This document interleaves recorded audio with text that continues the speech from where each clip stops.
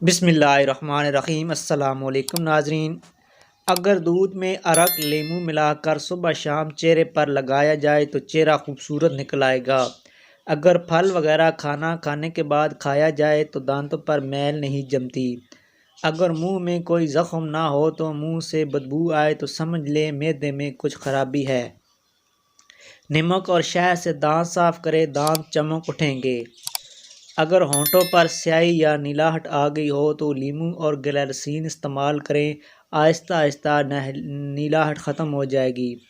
اگر کہنی پر میل جم جائے تو لیموں کاٹ کر اس کے آدھے حصے میں کہنی رکھ کر لیموں کو گھمائیں، تمام میل کہنی پر آ جائے گی اور کہنی بالکل صاف ہو جائے گی۔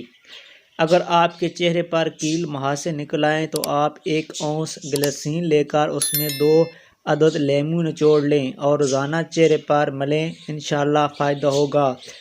اگر آپ نے ابھی تک میرا چینل سبسکرائب نہیں کیا تو چینل کو لازمی سبسکرائب کر دیں اور ساتھ ویڈیو کو بھی لائک کر دیں۔ شکریہ۔